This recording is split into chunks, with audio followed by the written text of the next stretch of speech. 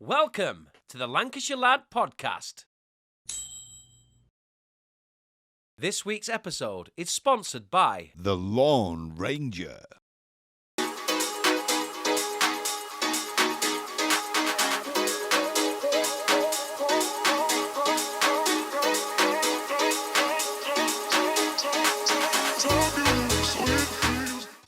Welcome everyone to the Lancashire Lad Podcast. My name is Stuart Michaels and this is numero uno, the first in hopefully a long sequence. And tonight we're joined by a good friend of mine, a well-known lad on the DJ scene, both abroad and around these shores. It is of course Matt Thiss. Good evening, my friend. Good evening, Stuart. How are we? I'm all right, yeah, I'm good. Good. We won't keep you too long tonight because your football team's playing, is that correct? That's right, mate, yeah. Hopefully get a win, but we'll see. Yeah, Man United, AC Milan. Big fixture. Yep. So, okay, mate. So, basically, we've got you on here to talk a bit about your work, a bit about your hometown, and just general chit-chat, really. So, you've got some exciting news to tell us in a bit, but first, before we go any further, how have you been through lockdown, and have you been creative during it, or have you kind of hibernated? Bit of both, really. I think we've all had to hibernate in some form, haven't we? But no, I've been working throughout. I work with kids in care as well, so that's kept me sane, I think, because I don't think I could do this homeschooling malarkey for too much longer. I've got 3 daughters, so my youngest one's been testing. Which one's the smartest? Oof, come on. Which one's your favourite? No, I'm only joking. I think all you girls are smashing. Right. Okay, so Matt, I've known you for about 20 years, remember that? I've known you for like 20 odd years now. Now, when I first met you, the DJing thing wasn't something that, well, I knew that you were doing. Maybe you weren't. So what I want you to do is take us back to the start and take us back to when you first started doing it, when you probably discovered that, hang on, I'm probably better than the average person at this, and it's something I want to sort of look into more. So take me back to the start. Tell me the journey up until recently. Then we'll take over about that a bit later on. Well, it started more as a hobby when I was about 13, and I used to listen to Happy Hardcore, which is it's faster than that actually. Yeah, I can only do it that fast. I used to listen to that, and I remember thinking, I'd love to play this sort of stuff, and so my mum got me some vinyl decks when I was 13, just some crappy little belt drive. Can I say crappy? You can say whatever you want, mate. Oh, brilliant!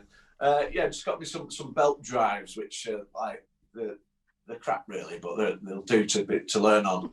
So I got them, and then I was quite lucky really, because where we lived, I had like a little outhouse that my mum let us use as a studio. So a little outhouse. Yeah, it's like a little outhouse. Lived in a posh part, yeah. So I just used to play on my decks in there all the time and have my mates around. And when I got to about 18, I bought some Technics 1210s, which are like the dog's bollocks of decks, and I just carried on from there. And then when we had Layla, our first kid, we had a house, but we needed to turn the room that was my decks room into a kid's bedroom, basically. So I sold all my equipment, which I regretted for a few years. To this day. Yeah, to the day, because I had vinyl decks and a load of vinyl, and I got rid of it all, which I wish I had now, because it's not as easy to get hold of it all. Yeah. So I got rid of it all, gave it all up for a good few years, and then I got in the position where I was like, I fancy picking this back up again. And I bought all the newer stuff, the Pioneer CDJs and all that. Started messing about on it, and then met some people that knew some people, managed to get a few gigs, and then the gigs just got better and better after that. And I've been fortunate really to meet some of the people and along the way that have helped me. So yeah, networking's massive in entertainment and in general. Absolutely, so no matter what you do, whether it's singing, you're in a band, whether you're a DJ, whatever you do, networking and meeting people that can change things a little bit for you or offer you opportunities where a door can open. It's it's one of the best things about the business, I think. And I guess it's like every business, but so what Matt just said then is literally bang on really with how it, from how I sort of remember when I came back from working abroad. I came back and Matt was like this established DJ on the scene around Morkum and Lancaster. And tell us what you've done over the last, should we say 5 years or 6? You'll have a better grip on it than me. Yeah, well, it's probably a bit longer than that, because you'll remember, I think we were doing the live entertainment. Yeah, absolutely. And I wanted to start doing my own nights, so I put on Escape on Queen Street in Nowhere, or it might have even been the Mermaid back then. I can't remember, but I can see it on your top actually. Yeah, there we go. Bit of a just for everyone watching, that's Matt's Escape logo. So keep your eyes peeled for that. So I can't actually remember what year that first one was, but we had a good friend of mine, DOD, who's Dan now. Yeah, Dan, yeah. He's absolutely massive now. Has he put on weight? No, he's really fit. Yeah. Good looking lad. To be fair, I've seen a little bit of what I've met Dan through you and whatnot. Seems like a lovely lad as well, and he's obviously doing really well in his own right and stuff. So yeah, I think you're right. 2012. I think it was, yeah. Yeah. Nearly years ago now, mate. So I don't know where the bloody hell time's gone. Yeah, we're getting old. But that was where Escape started, and then just did a couple of events there, and then in 2016, the Winter Gardens allowed us to have an event on, which sold out, and we had a DJ called Youssef on, who's again is another massive name in the DJ industry. I've seen the pictures, amazing, and the videos. Yeah, it was amazing, and we ended up doing 3 events at the Winter Gardens, which all sold out. Absolutely amazing venue. Hopefully that'll happen again sometime soon. They seem to be doing really good work there and cracking on with that. So that'd be nice to get back in there. No, it's great. It's great to see, and I'm pretty sure everyone in Morkum can sort of back me up on this, and the surrounding areas. That something that you started off on a small level has just snowballed into this. I would say it's a monster. Of what it's become. I always think it's a good sign when you sell out in a couple of hours. Yeah. Well, which is what you're doing. So I guess. Well, what's the next target, and how do you take that from there to where it's at now? Where are you wanting to go from there? With the lockdown that's happened, it's kind of sets you back. You're kind of on a journey going up. You're selling venues out, and then all of a sudden we get locked down, and it's like there's no events anywhere. So you're kind of starting again. If that makes sense. Yeah. So we've just announced one a couple of weeks ago at the Alhambra, which used to be Carlton. Absolutely flown out for that. So people are ready for it, but people have been starved, mate. Absolutely. But people have been starved of a bit. This area, there's just not enough venues. It's frustrating.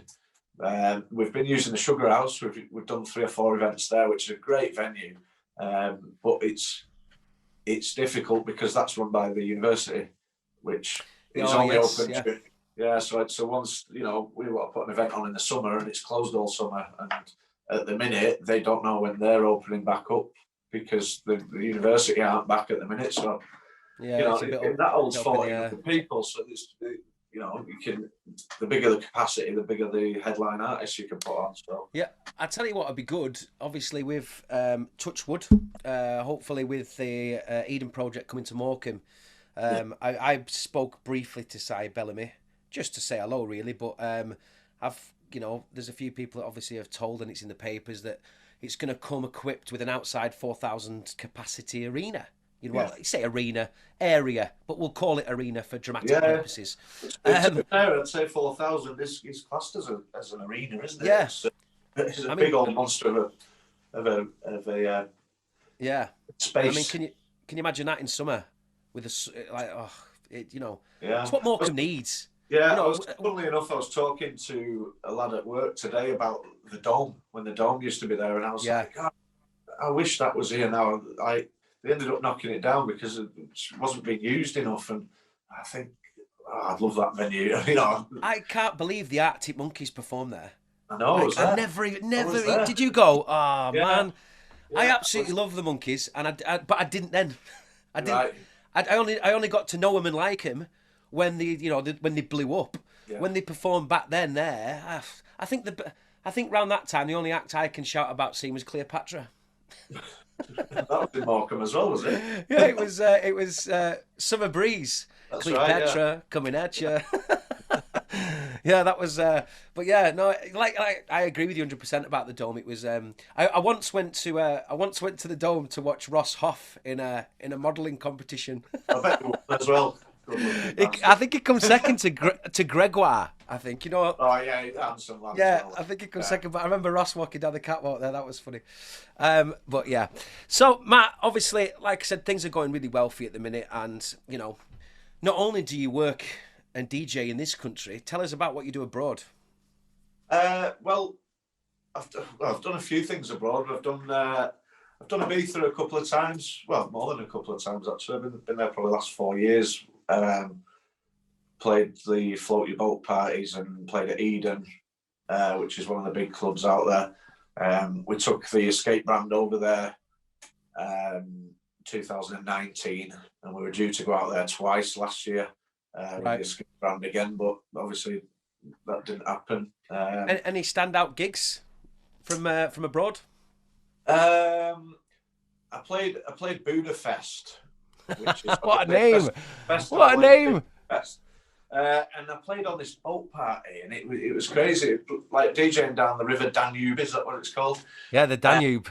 Yeah, two big boats attached to each other, floating down, and there was like 800 people or something on this boat. And the good thing about a boat party is people can't go anywhere; they're stuck with you, so you're holding your crowd whether you're good or not. But luckily that set went down really, really well. There's no like, he's rubbish, I'm leaving. Oh. Yeah, exactly. Yeah, they're not going out for a fag; they're already outside. Yeah. Hold my shoes. I'm going for a swim. So that was a really good gig. Yeah. I've played Amsterdam. It's. What would you say? What would you say since you've started getting more established? What would you say is the standout gig you've done? Like the one that's at the top of your list. My favourite gig, still to this day, was Morkum Music Festival. Oh, well, yeah, obviously. Yeah. it was in Lancaster in the prison. Ah, yes. I played A-Wing, which was probably the gig it's my favourite gig, and it did me a lot of favours because I was on supporting Mark Knight, who was one of my favourite DJs. And the set went really well, so that was a big thing for me. Which actually I've got a track or an EP out at the minute it went to number 2 in the Deep House release charts. So you released that and straight at number 2? Straight in at number 2, yeah. Which means a lot of people pre-bought it, which is good. It shows that we've got a lot of support, especially locally, because I really pushed it on Facebook and stuff like that. Pretty much begged people to buy it. But don't worry about that, mate. There's nothing wrong with that. Asking people to support you, nothing wrong with that. And for it to go straight in at number 2 was absolutely amazing. And I was only knocked off the top spot by Mark Knight, his label too. Can you believe that? How it goes full circle to looking up to someone. Exactly, yeah. So I'm more than happy with that number 2 spot. It was good. So yeah, next time number 1. Hopefully, I've got an absolute banger that's gone out on sent out to some labels at the minute. So it's my favourite one yet. So fair enough. But you know, from like starting off DJing to now producing your own stuff. Yeah. You know, it's great. It's great. I love to see people that progress and do things and start off on a journey and it takes them there, and next minute it takes them up there, and you know what's going on with you at the minute. It's really impressive and stuff. And with you being a local lad as well, you know, to me it's an extra bonus. And I don't think there's any fluke whatsoever with the following you have and the support you have from around here and stuff. Yeah, it's good. I love the local sport. I love doing gigs around here. That's why we love doing the escape stuff. Highest Point Festival's another one that's it's a big festival to bring to Lancaster, and luckily they would Escape get a look in there, and we get a stage at that festival, which is good. So. Yeah, I mean, you can tell you're quite passionate about the area. What does Morkum mean to you? I just love it. I absolutely love it. I love, I don't know. I can't even describe it, but I love it. I absolutely love living here. I love the people. I'm just literally almost the sun setting just in the corner of my eye now. Yeah, I can kind of see it on your actual... Because my camera's up here and you're here, so I'm trying to look at the other camera so it looks like I'm engaging with you. And I'm trying to look at you at the same time. So if anyone thinks I've gone a bit bog-eyed, it's because I'm like all over the shop. But no, I can see in the video there's a nice little... What's the right word I'm looking for? Shade of sunset, if you will. I live about 100 yards from the seaside, which it's beautiful. Absolutely love it. And my wife laughs at me because it doesn't matter how many years I've lived here, I'll still take a picture of the sunset every day. It's like you've got that picture. Yeah, there is something quite. I don't know what it is, but there is something quite special about Morkum, and especially that prom, because some days it can look a bit ugly and cold. And I think when you get like famous sunsets, so like Ibiza, for example, it never has a mood really that sunset. Whereas Morkum, you can have a really moody, dark sunset. Well, you can't even see the sun, but you can also have days where the colours change all the time. Sometimes it's purple, sometimes it's orange. At the start of lockdown last year, the sea was just clear blue. It was like you could have been anywhere in the world. Yeah. No, I do. Some days you can look at it and it's like a horrible greeny colour with maybe the turd floating around. Hey, I've just noticed you've got a long sleeve top on. Usually you have your tattoos out. Where are they at today? Oh, there we are. Is there any special meanings about these tattoos or any funny stories? Well, I know you go on holiday with, mate, so I can. There must be. The silly ones are covered up by my pants. So, oh Christ! There's an exclusive. You might not be able to see now because of the sun, but I've got. We've got a. He's more machine now than man. Microphone there. Yeah. This side I've got Aston Memorial, which is I know. This side I've got Frank Sinatra. Blue Eyes. Johnny Cash, Elvis. So it's all very music based. Yeah. Ah, class. I've never had a tattoo, but as you know, and maybe some of the viewers will find out now, I'm having twins in not so distant future, and I've been contemplating delving in to the tattoo world to maybe do something that I don't know though. I've never had a tattoo, but just you do. I just recommend that you get it done by someone that's very, very credible and I thought you were going to say it's done it before. No, you do get some that have been doing it for years and are not very good. But it's worth paying more money for a special tattoo artist. Okay, right. Before we move on to wrapping this up with my special ending to all these podcasts, whenever I speak to someone, i.e., say, for example, a sports star or someone who's in the music business, all I ever want to know, and I don't know why, it must be because I'm a nosy git, but all I ever want to know is who's the best. So, for example, when I meet footballers, I'm like, all I want to know, if I've got one question, who's the best player you've ever played with or against, things like that. So, as far as you're concerned, 2 questions for you. Number 1, who's the best DJ, in your opinion, that's ever walked the planet? My favourite? No, that's coming next. Right. Well, who do you think the best is based on ability? James Zabila is James Zabila. Probably, it's going to be the same answer for both because technically he's absolutely unbelievable. Technically, he has a lot of input to Pioneer on the new when they bring out new stuff, and he's just an absolute wizard on the decks. Have you ever worked with him or been on the same bill? Yeah, he played at Highest Point Obviously not last year, year before. He's played a couple of times. And he's also played A-Wing as well. Can we get him over the water? Yeah, probably. Yeah, might cost a few quid, but he's unbelievable. Yeah, so that's your that's who you think the best is of all time, and that's who your favourite is. That's who my favourite is, and technically they don't get much better than him. He's absolutely cool. You see, the thing is, mate, this is what's great about these podcasts, because after this, I guarantee you that a lot of people that listen to this will go, because some people that watch this won't know about the music you do. But that name you've just dropped there, James Sabila, I forgot it for a split second. They're going to go off here. They're going to go onto YouTube and they're going to look at him, and that's what I think is great about things like technology and whatnot. So, yeah, absolutely. I don't think I've got any other questions for you because we wanted to keep it short and snappy, didn't we? But yeah, last question for you. So what for Matt Thiss right now in 2021 is the owner of Escape events. You work all around the country. You work abroad as a DJ. What's the dream in this job? What's the mountain? What's at the top of the mountain that you'd like to to see when you got there? At the minute, the dream is just to get out of lockdown and actually DJ. Yeah. It just seems that long ago. Yeah, I've played one gig since last year. I mean, a year ago when we were locked down, we were lucky enough to have Cream at the Sugar House in Lancaster. Cream's a massive global brand. And we put them on at the Sugar House. I was part of that.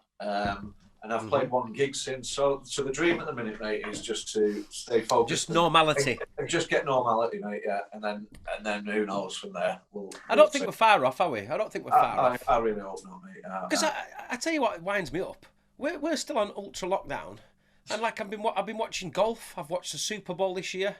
Well, my dad lives over there. My dad. Everyone's just back in the pub having a pint. I'm like every country, like Ross in Spain and my friends in other countries, they're all back to normal. And we're like, I'd rather we did stick to this if it means getting out of it properly, not coming in and out of lockdown. I'd rather get it properly and get it done. We're not scientists. We'll see. All right, Karen. Right then, so listen, ladies and gentlemen, whoever's watching this, I'm going to try and get away from saying ladies and gentlemen, by the way. I'm not on stage now. This is new for me, by the way. So this is my first ever podcast. Yeah, guys and gals. I guess the more we do these, and obviously Matt, I hope will be back. I'm going to do various podcasts throughout the week based on other topics, and Matt can obviously is welcome on as a guest whenever he wants. But what I aim to do with every person I have on is I was a big fan. I'm a big acting fan, and I've always been a big fan of a program called Inside the Actors Studio. And on there, the host was called James Limpton, that unfortunately passed away not so long ago. And he used to have movie actors on, and at the end of their interview, he used to ask them 10 questions that were created by Bernard Pivot, however you pronounce it. And I always found them fascinating because I was interested to see what the person said. So even if I wasn't enjoying the interview, I remember watching a Meg Ryan one and I was like, oh, she just doesn't do it for me. But I fast forwarded it to the end to see what the answers were. So I decided that I'm going to introduce this into my own podcast. So at the end of every podcast with the guest, I'm going to ask him the 10 questions that James Limpton did. So, Matthew, are you ready? Go on then. He's nervous. So, okay. So, Matt, number one, what is your favourite word? Vibes. Vibes. I like it. What is your least favourite word? Disembark. How have you come up with that? Disembark. It's the word that I absolutely hate when you're getting off a plane and there's disembark. And I always say to my wife, I hate that word. I'm going to be peeking out on my microphone here, laughing so much. Okay, what turns you on? My wife. Well, I was kind of meaning in a more spiritual level, but fair enough. Music, okay, fair enough. What sound do you love? I love the sound of that first can of beer opening when you've got a hard day. Yeah, great answer. Great But answer. my wife absolutely hates that noise. Probably because she can still hear it about 5 in the morning when Yeah. she's trying to sleep. She's like she's like doing some, going about her way. La la la la. Tss. Yeah, 9 in the morning. Matthew, and that's when you get called by your full name, isn't it? Matthew. Okay. What sound do you hate? The sound of the last tin opening. Yeah, that last gulp. Yeah. I hate whispering. You are. No, I hate whispering. So you hate it's a very weird one, but I hate the word milk being whispered. Like, I can't describe it. I'm here doing it now. I like milk. It's horrible. Right, okay. There's some bizarre... I mean, I've watched that inside the Actors Studio for over like 50 years. I've never heard answers like this. Okay, so what is your favourite curse word? Very American. Bollocks. Good old-fashioned bollocks, eh? Good old yeah, bollocks. fair enough. Yeah. I might have to ban... Just a quick opinion on your behalf. Do you think I should ban people from using the C word on this podcast? I think there's swear words. Yeah, for some reason it's a word that some people find really offensive, isn't it? Like, I remember saying it once and I didn't know my mum heard me. And my feet didn't touch the ground. there's like swear words, then the F word, and then way, way, way up there is the C word. But weirdly, in Australia, it's like a term of endearment. It's like, I nearly did it then because she made it all right. I nearly said it. So don't pin that on me. People can say what they want for me. I'm not bothered. Okay. But, Yeah, fair enough. It can offend people. So, bollocks. Yeah. Okay. What's your favourite curse word? So, what profession other than your own would you like to attempt? I like to be a cowboy. Hey, the thing is, you could be. There's plenty of horses round here. Not my first rodeo. There's a snake in my boot. Just, mate, I tell you what, please, from whatever happens from this point on, can we just... I know a couple of girls that have got stables, right? If I sort you out a horse for the afternoon, can we... It'd have to be a pretty strong horse. Oh, my God. This is awesome. A cowboy. What, like a proper cowboy that has to, a real horse. Yeah, fair enough. Okay, what profession would you not like to do? A teacher. I mean, is that because you've been doing it for the last 3 months? Yeah. Since lockdown, I do. Has your respect gone up for teachers? Yeah, and probably because I was so mean to him when I was a kid as well. And I was a bit of a knob at school, so. Yeah, do you know something? Sorry for all my teachers if you're watching. I remember at school I locked my metal teacher in the cupboard called Mr. Elliot, and I locked him in the cupboard, and he went. And there was like a bang on it. He was like, "Let me out, let me out," and then something happened I never expected. His voice broke. He went, "Let me out." And in that one moment, I was like, "Yeah, I'm definitely in trouble now." But yeah, I spent the rest of the week under the clock in reception after that. Just reminded me. Okay, and the final question, Matt. If heaven exists, what would you like to hear God say as you arrive at the pearly gates? Come in, Matt. I've got some friends and family waiting in the bar for you. Ah, fair enough. Oh, you went all sentimental on that one, didn't you? Well. So yeah, that's them questions I'm going to ask to every one of my guests and stuff. And I guess over the next couple of months and years and stuff, as long as we go on with the podcast, there's going to be some great answers, just as like Matt did then. Listen, to everyone who's watching this first ever podcast from the Lancashire Lad, this is raw, this is real, this is just me sat in a chair talking to my pal tonight. And going forward, I'll be sat talking to people I don't know. I guess as time goes on, things will look a bit easier on the eye. My partner in this endeavour, Mr. Mike Jackson, will obviously improve with his side of it as I will improve in mine. And we just want you to basically enjoy the ride. And, if you enjoy our content, then give it a share. Make sure you subscribe and just try and enjoy it. And hopefully we can build a channel and a show that airs twice a week that you're going to really enjoy. We're open to suggestions, so if you want to write in the comments box as well, you're more than welcome to say people that you'd like to hear on the show. And we'll do our best. It's live and anything can go wrong. A lot of things can go right, but what you see is what you get. Matt, thank you very much. I've known you for a long time. You're one of my best friends, and it's been a real pleasure having you on to kick it all off. And what we'll try and do is we'll try and put links to your new song that's out, and obviously, go and promote what you're doing with Escape, and people that are watching, go to one of his events because he's very good at what he does and you'll enjoy it.